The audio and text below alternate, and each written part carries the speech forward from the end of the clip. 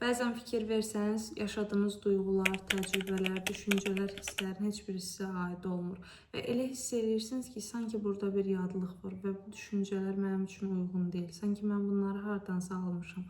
Və bunu dediyiniz nöqtədə alacağınız yeri dəqiq şəkildə görmüş olursunuz.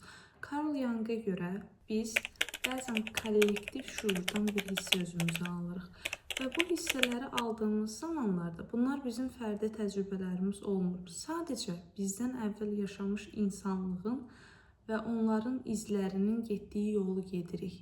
Bəzən insan psixikasında buna həmçinin tanınmışın və bilinmişin arxasınca gedərək özünü güvəndə saxlama da deyilir. Yəni siz bir növ həyatda qalmaq metodunu seçirsiniz. Niyə? Çünki bəzi insanlar bunu yaşadı və həyatda qaldı. Mən də onların getdiyi yolu gedim ki, mən də həyatda qalmağı bacarım. Və cəmiyyət içində elə hadisələr olur ki, məsələn, pis ifadələr işlətmək, kimlərisə vurmaq, döymək, özünü tərifləmək, həddindən artıq yaxşı, gözəl, yaraşıqlı olduğunu düşünmək. Bəzən cəmiyyətimizdə bunlar ayıblanaraq və utandırılaraq insanların gözündən salınmağa çalışır. Və həmin bu nöqtədə kölgə dediyimiz şey yaranmağa başlayır. Yəni, əgər siz uşaqlıqda özünüzü çox tərifləyən biri idinizsə və belə bir uşaq idinizsə, ailə tərəfindən, cəmiyyət tərəfindən bunlar sizə ayıblanırdısa ki, insan özünü çox tərifləməz, insan belə eləməz, elə eləməz. Siz nə eləmiş oldunuz? Kollektiv şuurdan özünüzə bir inanc götürdünüz. İnsan özünü tərifləməz. Nə oldu? Düşdü. Hara? Şuurdan şuurun altına. Niyə? Çünki şuur deyir ki, mən onu görsəm məhv olaram. Niyə? Çünki o insanlıq tərəfindən qəbul olunmadı. İnsanlıq tərəfindən qəbul olunmayan bir şeyi də həyatıma aldığım zaman insanlar məni rədd edər və mən ölümlə üzləşə bilərəm. Və insanın da bu həyatda psixiki cəhətdən ən çox qorxduğu şeylərdən biri də insanlıq tərəfindən rədd edilmək. Niyə? Sonda tək qalmaq qorxusu yaranır. Və kölgə yaranır bu anda. Hansı ki bir duyğu, düşüncə, hərəkət modeli şuurdan düşür şuuraltı səviyyə. Və nə zaman ki siz bir insanın özünü təriflədiyini görməyə başlayırsınız, sizdə bilmədən qıcıq, qəzəb, o insana qarşı sanki belə pis hisslər yaranmağa başlayır. Niyə? Çünki sizin bastırdığınız və cəmiyyət tərəfindən ayıblandığınız şeyi o insan rahatca eləməyə bacarır. Və psixikanızda başlayır qıcıqlanmağa ki, mən eləsəydim həyatda qalmazdım, amma o eləyir və həyatda qalır. Onun cəsarəti başlayır sizi qıcıqlandırmağa. Və biz şuurda, kollektiv şuurdan bunları aldığımız zamanlarda özümüzü bastırmağa və kölgələməyə başlayırıq. Tamamilə bəzi hissələrimiz kölgələnir.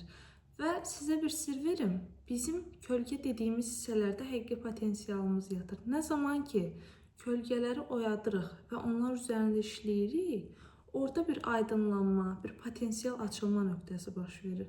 Və siz də daim işləyəcəyiniz nöqtə başqa sahələr yox da, daha dərin qatlarınız olsun. Eyni, məsələn, kölgələriniz kimi. Kölgədən əlavə bizim şuuraltımızda arxetiplər anlayışı da yaranır. Arxetiplər nədir?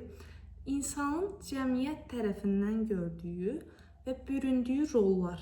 Yəni, bu rollar əslində ciddi və real rollar olmur. Məsələn, ana arxetipi var, döyüşçü arxetipi. Bu arxetiplərə büründüyünüz zaman siz həqiqətən bunlar olmursunuz. Yəni, ana arxetipinə bürünmüş bir ana olmur. Sadəcə ana obrazına girməyə başlayır. Məsələn, bəzi ölkələrdə, daha istiqanlı ölkələrdə görə bilərsiniz ki, insanlar ana obrazına, ana arxetipinə daha çox bürünürlər.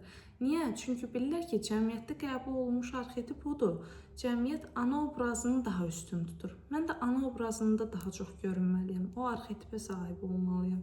Və belə olduğu təqdirdə hər nə qədər ana arxetipi sizin şuuraltınızda sevgini, diqqəti, qayğını təmsil etsə də, bunun artıq miqdarda olması sizin üçün boğma, nəzarət etmə, insanları gözdə nəzarətdə saxlamaq kimi hisslər sizə düşüncələr, hərəkətlər verməyə başlayır. Və bu da qarşı tərəfdə təbii ki, sıxılma, boğulma, sizdən uzaqlaşma yaradır.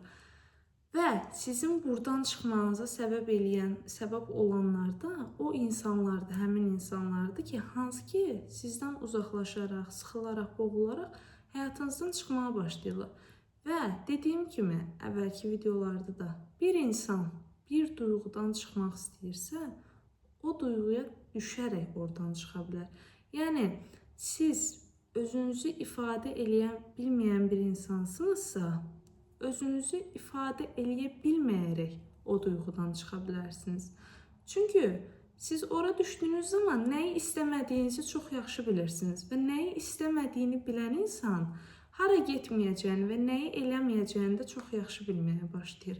Ona görə də ana arxetipinə bürünmüş bir insan qarşıdakını qorxudur, qaçırdır və həmin an nəyə düşür? O enerjiyə düşür, o duyğuya düşür ki, mən nəzarət eləyərək boğaraq insanları həyatımdan çıxardıram. Həmin an bir aydınlanma baş verir ki, nə etməməliyəm, nə mənə aid deyil, nəyi həyatımdan çıxartmalıyam. Və kölgələrinizi, arxetiplərinizi gördüyünüz zaman kollektiv şuura nə qədər aid olduğunuzu görməyə başlayacaqsınız və onlardan sıyrıldığınız zaman əsl kimliyinizi görməyə başlayacaqsınız. İnsanın da kollektiv şuurdan bir şeylər almasının səbəbi rədd edilmə qorxusudur. Rədd edilmə qorxusu o deməkdir ki, mən cəmiyyət tərəfindən qəbul olunmasam ölümə məhkum olacağam, yalnızlığa məhkum olacağam. Ona görə cəmiyyətdən bir şey alır, bir inancı, bir duyğunu, düşüncəni alır. Və siz bu duyğuları, qorxuları bitirdiyiniz müddətçə öz saf mənliyinizi görməyə başlayacaqsınız və əsl potensialınızın da, gücünüzün də açıldığı həmin yer o yer olacaq. İzlədiyiniz üçün təşəkkür edirəm. Növbəti videolarda arxetiplər haqqında daha dərin danışacağım və arxetiplərin həyatımıza necə təsir etdiyini daha dərindən analiz edəcəyik. Sağ olun, gününüz xoş keçsin.